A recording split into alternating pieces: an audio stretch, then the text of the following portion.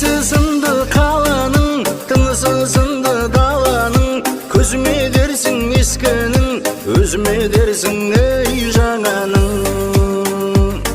Жайқалып баумен бақтарың, қарсалар қарқын ақтаңың, өрісі өскен ұрпақтың, қонысы байзақ айдатқаның. Қысы да бөлек, жаз бөтен, сары кемерім саз мекен, болсам деп осы өлкеде армандап жүрген